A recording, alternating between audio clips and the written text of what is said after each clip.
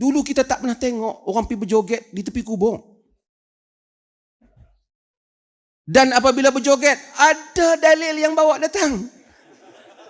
Tuan-tuan tengoklah, joget ke ataupun senam aerobik ke, tuan-tuan akan tengok adalah ustaz yang akan bagi tahu dalil kitab yang ada. Assalamualaikum warahmatullahi wabarakatuh. Berjumpa kembali bersama kami di channel Rafiki TV. Bagaimana kabar kalian? Semoga kalian semua selalu dalam keadaan sehat walafiat dan semoga kalian semua selalu dalam lindungan Allah Subhanahu wa taala. Amin amin ya rabbal alamin. Baik, pada kesempatan kali ini gengs, saya akan memberikan sebuah tayangan kembali kepada kalian semua. Saya mengajak kepada kalian semua, mari kita bersama-sama menyaksikan, mendengarkan sebuah nasihat, sebuah kajian yang mana disampaikan langsung oleh Datuk Dr. Maza. Dan dalam ceramah atau kajian yang akan disampaikan beliau, yaitu Dr. Maza, beliau sedikit menyinggung atau sedikit memberikan pemahaman-pemahaman terhadap ajaran-ajaran yang seharusnya tidak ada dalam agama Islam. Jadi, kalau kalian penasaran apa yang akan disampaikan oleh beliau, mari kita simak dari awal sampai akhir agar kalian tidak salah faham. Mari kita mulai videonya dari sekarang. Ini perkara asas untuk kita kembali pada agama kita. Pasakkan semula. Sebagian tuan-tuan baru datang. Pertama kali datang Kampung Sunnah, tak tahu apa ada. Sebagian tengok ada makanan, ada minuman, tapi itu sampingan. Yang penting kita nak pasakkan asas kita. Kita semua hendaklah sama-sama percaya. Tidak ada beza mufti, saya dan tuan-tuan. Bahkan tuan-tuan mungkin jauh lebih mulia pada saya dalam majlis ini dan di hadapan Tuhan pun. Yang membezakan kita ialah takwa. Dan Allah yang maha mengetahui siapa yang bertakwa di kalangan hamba-hambanya. Tidak ada beza dari segi hukum hakam agama. Seperti mana saya bertanggungjawab, tuan-tuan bertanggungjawab, tuan-tuan bertanggungjawab, saya bertanggungjawab. Apa yang Allah dan Rasulnya wajibkan, ia wajib pada saya dan tuan-tuan. Apa yang Allah dan Rasulnya haramkan, ia haram pada saya dan tuan-tuan. Jika saya lakukan, saya berdosa. Tuan-tuan lakukan, tuan-tuan berdosa. Yang ada di kalangan kita ialah sebahagian telah Allah takdirkan mungkin lebih faham dari sebahagian yang lain, lalu ia menyampaikan ajaran Tuhan. Dan setiap kita akan berdiri bersendirian. Walaqad ji'tumuna furada kama khalaqnakum awwala marrah. Kamu akan datang kepada kami bersendirian seperti mana kamu diciptakan pada kali yang pertama. Hadirin yang dirahmati Allah.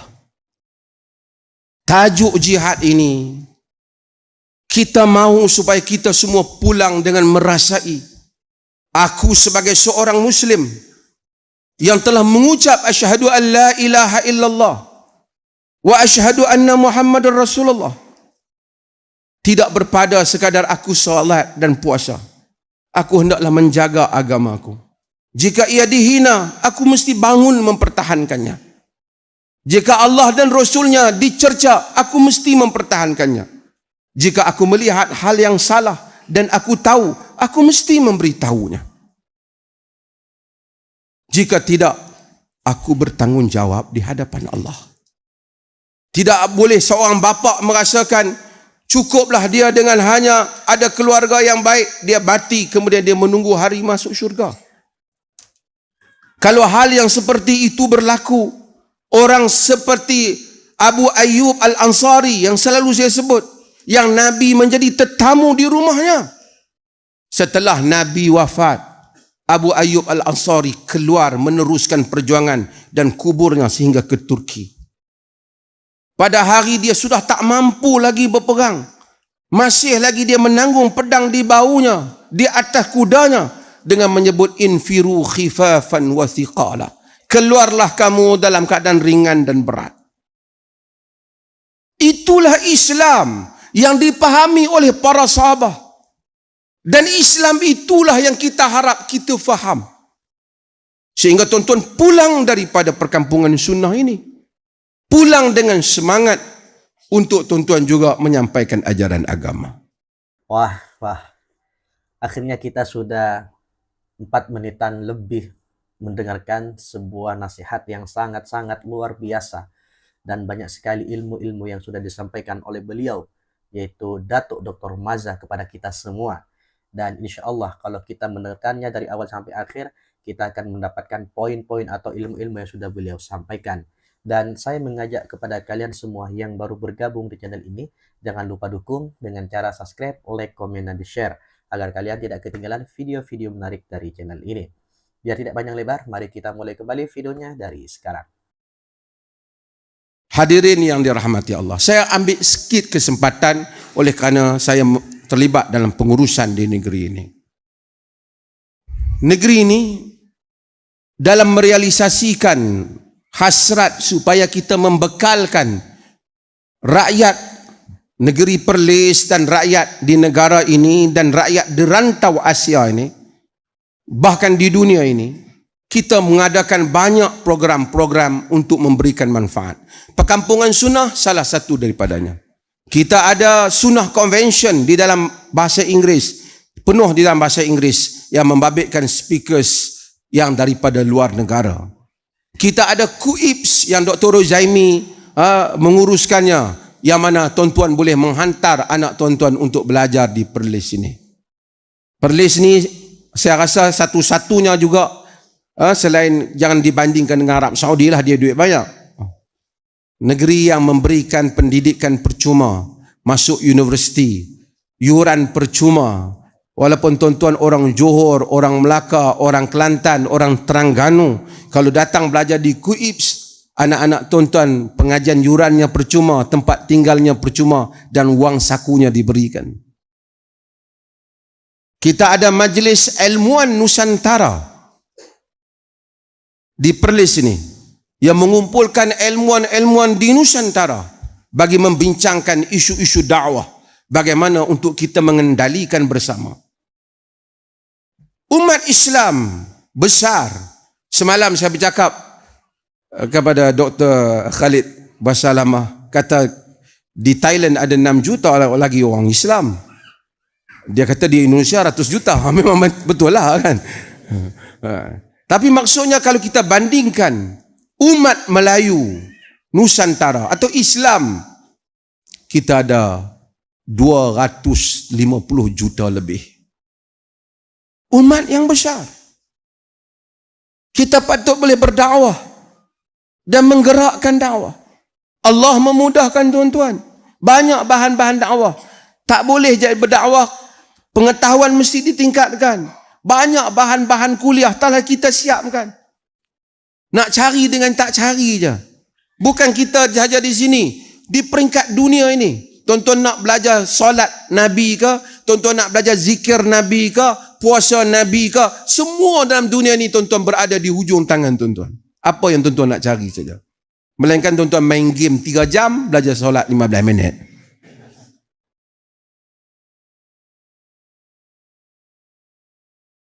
Dan inilah tujuan kita menghimpunkan. Alhamdulillahirrabbilalamin. Akhirnya kita sudah cukup lama mendengarkan sebuah nasihat, sebuah ceramah, sebuah kajian yang sangat-sangat menarik sekali untuk kita simak. Dan tentunya apa yang disampaikan beliau, pastinya ada ilmu-ilmu yang beliau sampaikan kepada kita semua. Dan untuk Anda, saya mengajak kepada Anda semuanya yang baru bergabung di channel ini, silahkan dukung, yaitu dengan cara subscribe, like, komen, dan share, agar kalian tidak ketinggalan video-video menarik dari channel ini. Dan tentunya orang-orang yang belum menyaksikan, belum mengetahui channel ini, agar mereka mengetahuinya dan ikut bersama-sama mendengarkan sebuah nasihat yang disampaikan oleh Datuk Dr. Maza. Biar tidak panjang lebar, mari kita kembali mulai videonya dari sekarang. Saban tahun. Tahun depan tuan-tuan nak datang lagi ke tak?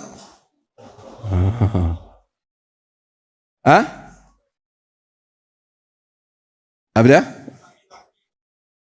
Tempat baru rasa jihad sikit, panas.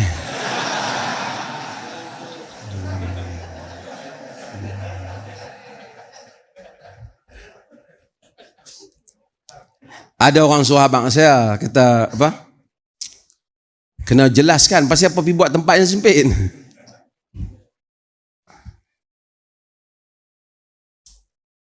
Pertama, hak betulnya lah. Kalau jauh daripada Kangar ni, hotel pun jauh. Sebahagian tuan-tuan turun.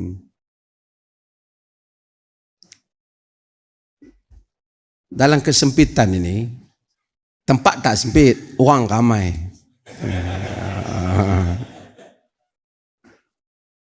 Kalau tidak, kalau jauh sangat, tuan-tuan begitu selesa. Rasalah sikit payah tu. Betul tak? Dalam tempat sempit pun makan free.